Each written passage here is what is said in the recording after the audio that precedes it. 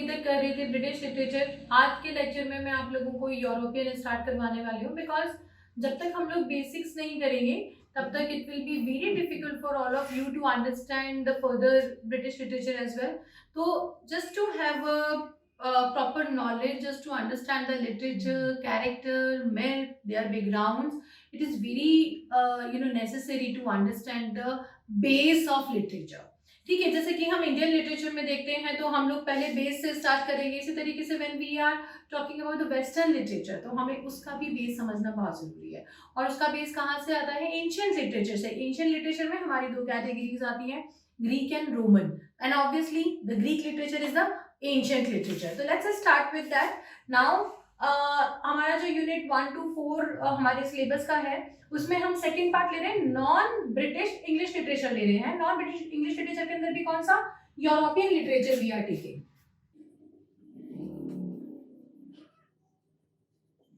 आप लोगों को मैं यूरोपियन लिटरेचर में ancient and Greek literature, that is the base of complete western literature, इसीलिए इसको हमने स्टार्ट किया है.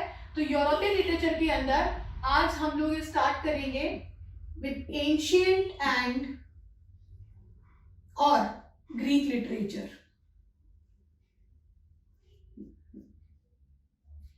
एंशियंट एंड ग्रीक लिटरेचर के साथ हम लोग स्टार्ट करेंगे. एंशियंट और ग्रीक लिटरेचर भी आपके यूरोपियन, आपके ब्रिटिश लिटरेचर की तरह एजेस में डिवाइडेड है. ठीक है, यहाँ पे कितनी एजेस हैं? मेनली हम लोग इस लिटरेचर को 4 मेजर एजेस के अंदर डिवाइड करते हैं, क्योंकि ये जो लिटरेचर है बहुत बड़ा नहीं है, बहुत स्कोप इसके ज़्यादा नहीं है. तो ये जो लिटरेचर है आपका, दैट स्टार्टेड फ्रॉम 1500 BCE से ये लिटरेचर स्टार्ट होता है. यहीं से इसकी एज काउंट होगी कहाँ तक? फर्स्ट एडी, एनो डोमिनो. ठीक है, आप लोगों को ये BCE एंड AD समझना होगा, because most of the students who did there masters सारा कुछ कर लेते हैं, बट उसके बावजूद भी इन टर्म्स को नहीं समझते हैं. ये चीज समझिए, लाइक जीरो हम लोग जैसे नंबर बार, जिस तरीके से एक नंबर बार को समझते हैं उसी तरीके से हमें ये भी समझना है. दैट इज जीरो, ये एक नंबर बार है. ठीक है, जीरो से जैसे ही हम आगे की तरफ यहाँ बढ़ रहे हैं, that is first century 100, second century 200, and we are here in 2021. So this is your AD, Anno Domini, और after the death of my Lord, that is Christ. तो यहाँ से हम क्राइस्ट के बर्थ से इसको इधर की तरफ एनो डोमिना की तरफ लेते हैं, और जो क्राइस्ट से बर्थ के पहले का ईरा है that is known as BCE, before Christ era. Before Christ era इसे बोलते हैं. ये उल्टा चलेगा, दैट इज 100, 200, 300 ऑनवर्ड्स. तो हम यहाँ 1500 BCE से लेके 0 तक का या फर्स्ट एडी तक का लिटरेचर को पहले डिस्कस करेंगे. That is known as ancient literature. ठीक है, एंशियंट लिटरेचर में हम लोग कौन सा बेस लिटरेचर है? यूरोप के अंदर ग्रीक लिटरेचर को हम लोग फर्स्ट लिटरेचर देख रहे हैं, क्योंकि उससे पहले किसी भी कंट्री का, कहीं का भी कोई भी मैन्यूस्क्रिप्ट हमें नहीं मिला है. तो let's start with ancient and Greek literature. Let me rub it and I will start with the fresh eras of it. ठीक है, I will write all the eras. Let me rub it. So ये जो पूरा ancient या Greek literature है ये 4 edges में divided है. First age is Homeric age. Homeric age से पहले के पीरियड को हम प्री हिस्टोरिकल पीरियड बोलते हैं, जो 2500 से 1500 तक आता है. उसके बाद जो मेजर एज जो हमें डील करनी है that is Homeric age 1500 to 800 BCE. Second is pre classical.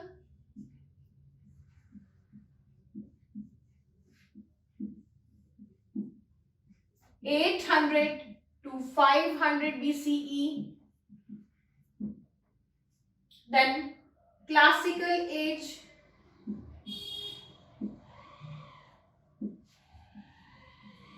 (500 to 300 BCE), and last is Hellenistic age.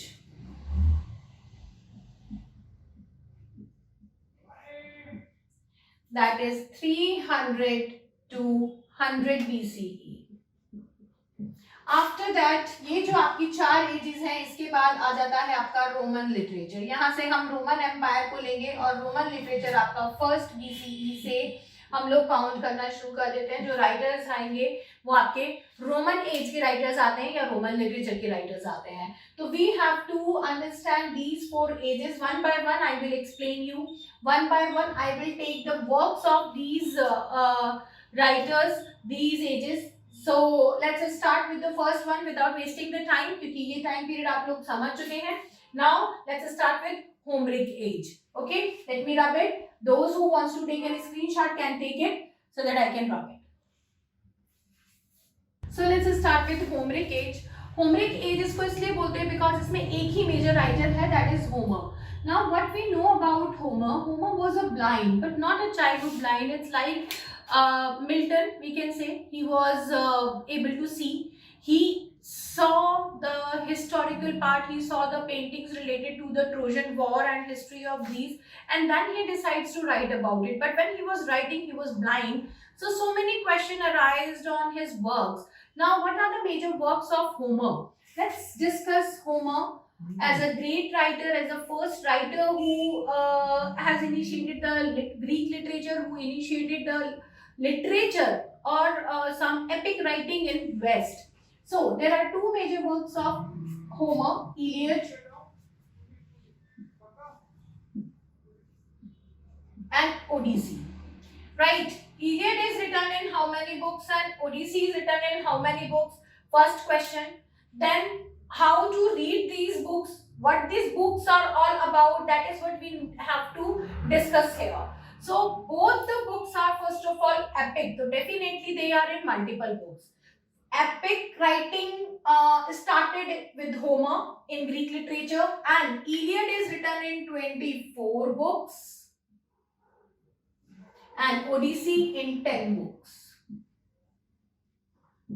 This is the first point, and after that we have to start with Iliad. सबसे पहले ये history बहुत जरूरी है कि Iliad के अंदर क्या स्टोरी है, because Homer has compiled the complete history, complete mythology of Greece, complete pagan mythology in Iliad. He talked about the family of Zeus, he talked about the history of Greek gods, the number of Greek gods, their relativity, their interference in human life, and how they are interfering and changing the decisions, how they are interfering and changing the fate of people on earth. So Iliad is a very mythological and very interesting book to be read, to understand the history, to understand the legendary characters of Greece, to understand the legendary character of Europe, and to understand the different legends, the stories of Greece. So let's start with Iliad. What is the story, what it is all about, how it is completely divided. Let's start with it. Iliad. Iliad, what is the meaning of Iliad? That is means story of fall of Ilios or Ilium. What is basically Ilium or Ilios? Ilium or Ilios is a name of capital, or you can say palace of Troy.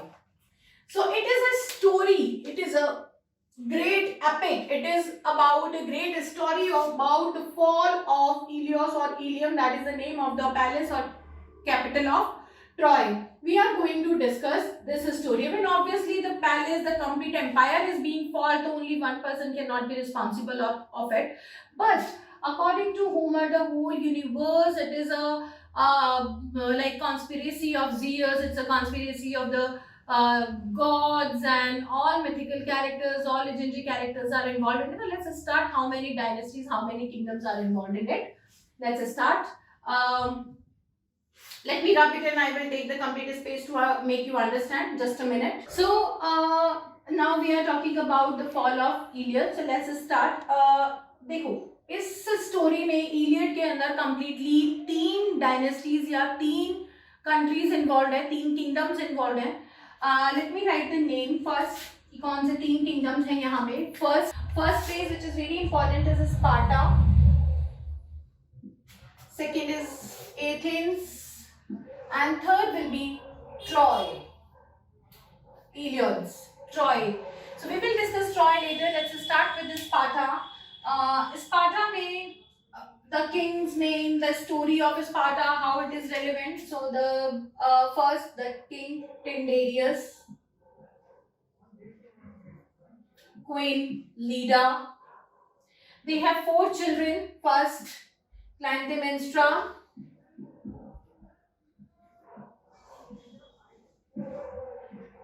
Castor,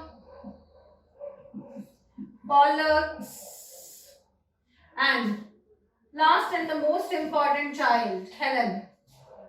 These are the 4 kids of Tyndareus and Leda.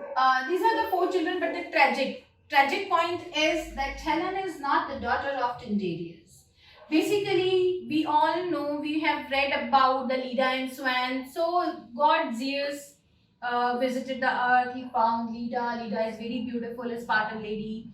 He wanted to have the physical relationships with sexual relationship with Leda. She denied that she is in love with her husband Tyndareus and she cannot have it. But he forced her to do that. But it means Zeus raped Leda. Out of that, she gave birth to Helen, and Zeus blessed that whatever child you will have out of this relationship will be the most attractive child of the world. That is why Helen is known as the most attractive lady, the most beautiful lady of the world, because she was able to catch the attention, she was able to capture the attention of all the men of the world. So this is the history of Sparta. Now let's come to the characters of Athens. Athens, the king of Athens was Artros. Artros is the king of Athens. He has 2 sons. First is Agamemnon. Agamemnon, king of Mycenae. Second is Menelaus, king of Laconia.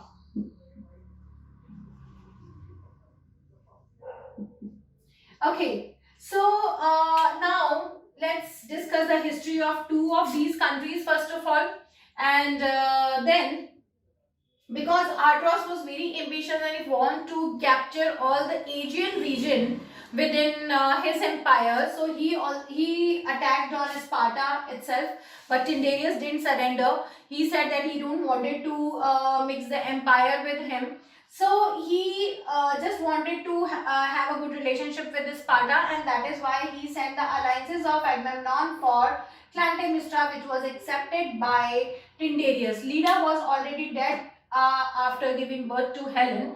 So only Tyndareus is there to take the decision. He accepted the relationship of Agamemnon and Clytemnestra because Athens was the strongest country after Sparta, and even it was getting stronger by taking the kingdoms within it, making the republics. So Agamemnon was married to Clytemnestra, but within the function of this marriage, Helen was kidnapped by some of the enemies of Tyndareus. अब टिंडेरियस के कुछ दुश्मन जो कि चाहते थे कि हम क्लेटेमिस्ट्रा को किडनैप कर लें सो दैट इनकी शादी नहीं होगी, यहाँ पे आर्ट्रॉस की इंसल्ट हो जाएगी, तो आर्ट्रॉस इसके ऊपर अटैक करके टिंडेरियस को मार देगा. ये हुआ नहीं क्योंकि उसके चैम्बर में हेलन जाके बैठ गई थी और उन्होंने गलती से किडनैपर्स ने क्या करा, हेलन को उठा लिया. अब इन दोनों की शादी हो गई. Helen was kidnapped. Tyndareus was not bothered because उसको पता था कि ये मेरी बेटी नहीं है, तो वो उसको कभी प्यार नहीं करते थे. ये चीज हेलन को बहुत अजीब लगी कि I am kidnap and no one is searching. Even the kings was worried कि हमने किसको उठा लिया, इसके लिए टिंडेरियस कभी एफर्ट नहीं डालेंगे. तो she started finding out the truth की बात क्या है. Then ultimately by those kidnappers only she get to know कि मेरे जिनको मैं फादर बोलती हूँ Tyndareus, he is not my real father. My mother was raped by someone and I am the product of that, and इसी वजह से when my mother died, तो Tyndareus never take care of her. तो she now denied to return to Sparta, but इसके भाई इसको ढूंढते रहे, उन्होंने देखा और अल्टीमेटली इसको जब काफी टाइम बाद सर्च किया, वहां पे जाके इसको वापस लेकर आ रहे थे, तो उसी किंग से लड़ाई में द एल्डेस्ट सन डाइड। ठीक है, एक सन की ऑलरेडी डेथ हो चुकी है, पॉलिक्स की डेथ हो गई थी, he is the elder son, इसकी डेथ हो चुकी थी यहाँ पे। और कैस्टर वाज फाइंडिंग हेलन, और वो जब वहां पे पहुंचते हैं और हेलन को वापस लेकर आते हैं, तब उस लड़ाई में किडनैपर किंग से छुड़ाते छुड़ाते कैस्टर की भी डेथ हो जाती है। For that Tyndareus put Helen responsible for, कि आपकी वजह से मेरे बेटे की डेथ हो गई, अब मेरे थ्रोन पे कौन बैठेगा? Sparta's throne is empty and he has to do nothing but इसको एगमेम्नॉन को ही अपनी कंट्री देनी पड़ेगी, जो ये नहीं चाहता था। यहाँ पे एक बहुत मेजर टर्म आती है आपके यूरोपियन लिटरेचर में, जैसे बहुत सारे फ्रेजेस हैं जिसको हम बार बार यूज करते हैं। हम अपने से हिंदी लिटरेचर से, महाभारत से बोलते हैं भीष्म पितामह की प्रतिज्ञा, या उनका यज्ञ, या लाइक अंगद का पैर, इस तरीके के हम जो फ्रेजेस यूज करते हैं, यहाँ पे ये फर्स्ट फ्रेज हमारे सामने आता है, that is known as oath of Tyndareus. Oath of Tyndareus, this is the first phrase. अब यहाँ पे ओथ क्या है? क्योंकि इसके क्रिमेशन पे, इनके बेटे के क्रिमेशन पे ही taken oath that I have nothing to do with Helen, Helen का अब स्पार्टा से कोई लेना देना नहीं होगा। जैसे कि एक बच्चे के नाम के पीछे एक सरनेम होता है, इसी तरीके से ग्रीक्स के अंदर वो लोग इस तरीके से कहलाते थे, like Clytemnestra of Sparta, Helen of Sparta, but he snatched that of Sparta from Helen's name and now she become only Helen. There is no Helen of Sparta. He said she does not belong to Helen. Whosoever wants to take can take her. और इसको यहाँ से निकाल के फेंक दिया जाता है। इस क्रिमेशन में यहाँ पे जो ये इसकी फ्यूनरल चल रहा था, इसका क्रिमेशन चल रहा था, उसी क्रिमेशन में बाकी के काफी एशियन कंट्रीज के सारे किंग्स और प्रिंसेस वहाँ मौजूद थे to attend the funeral, to pacify the painful father Tyndareus. इनको पैसिफाई करने के लिए यहाँ पे जो किंग्स थे वो सारे के सारे यहाँ पे आए हुए थे। Let me give you the list, I have to rub it and will give you the list onward, and उसमें कौन कौन था, क्या हुआ आगे, मैं आपको बताती हूँ। 2 मिनट मुझे ये रब करने दीजिए। सो इनके फ्यूनरल में यहाँ पे जो कैरेक्टर्स थे उसमें obviously Agamemnon should be there, he is a family. Agamemnon is now king of Athens. His father died and now he became the king of Athens. Menelaus, Laconia, Ulysses, Ithaca, Achilles, Myrmidons, Diomede, Greece, and so on. These are the 5 important characters. इसके अलावा लगभग और 11-12 countries के लोग यहाँ पे थे. Now because he thrown Helen in front of all these, and Agamemnon is a symbol जिससे कि हम किसी को किसी चीज से रिलेट करते हैं. तो Agamemnon is basically a symbol of cruelty. And you can say he is a negative, thoroughly negative character. So he is a symbol of lust, cruelty, inhumanity. He is a very bad character being shown here. Menelaus is a symbol of strength, wise, human, brave, positivity, but along with cruelty and cunningness is also there. Ulysses is a symbol of wisdom and justfulness. Achilles is strength and anger. Strength and anger. Diomede is a general commander, so there is no much relevance of Diomedes there.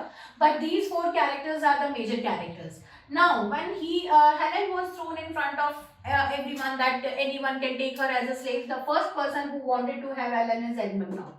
Though she is like a sister to him, but no, he wanted to have her. It was Ulysses who said ki no.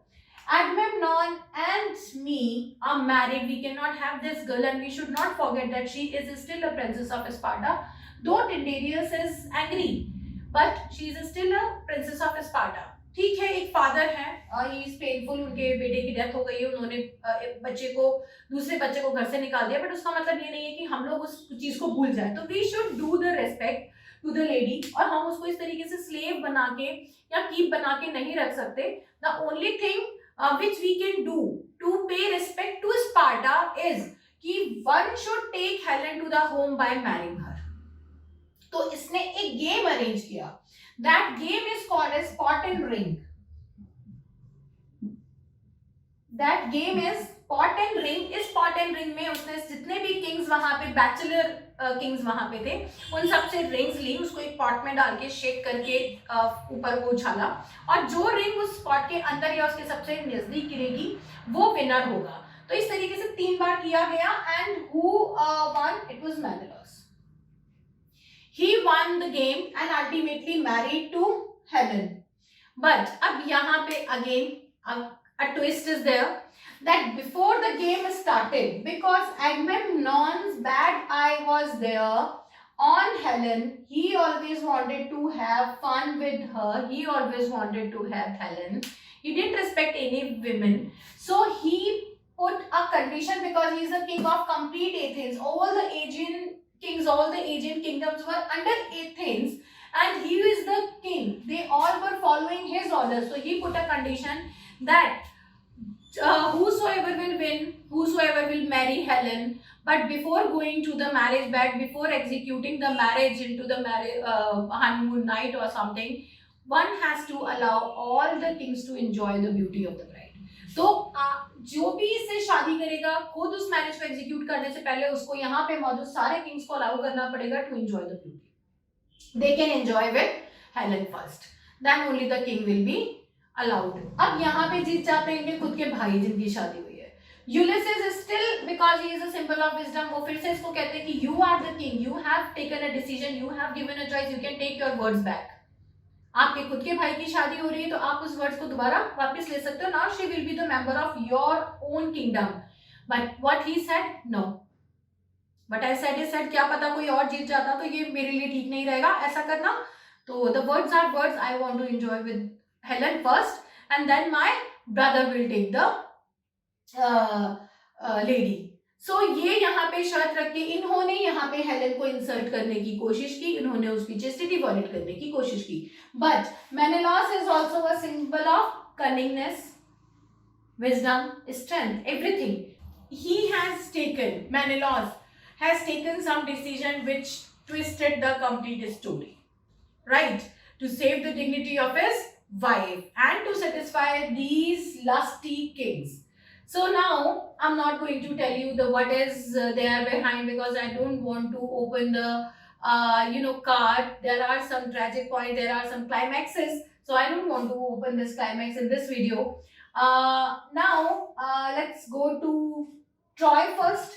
I should introduce you the major characters of Troy, and then I will come back to this story from the same point we will start. But let me introduce you at least the characters of Troy, so that in our next videos we can continue the story first, because यहाँ से आगे जाने के लिए हमें Trojan characters को समझना होगा. यहीं पे Paris, the love of Helen will come. So first let's go to Troy, and I will make you understand the complete Aegean region and all by making a map also. So let's start with Troy. Okay, let me rub it. So let's start with the characters of Troy. Troy में यहाँ पे characters देख लीजिए. King Priam and Queen Hecuba. The children, first Hector, wife Andromache, second Cassandra, and her husband Aeneas. Then Paris, which is also known as Alexandros. Troilus, and last is Polyxena. These are the characters of Troy, and obviously each and every character is associated with the story. We have told you, I have to tell you a longer story. We have to along with that, this Trojan character, in the next video I will tell you the story of Troy. I will tell you the story of Ulysses, that is Ithaca. I have to discuss Myrmidons, that is Achilles. I have to discuss the story of Zeus, god Zeus and his family. So there are so many points are remaining, which are the base of the complete world literature. We should know all this. So just do watch our next video to go into the loop of this story to understand Iliad completely. Okay. Bye bye and all the best everyone. Do watch our next video, and those who haven't subscribed the channel till here, do subscribe. Bye.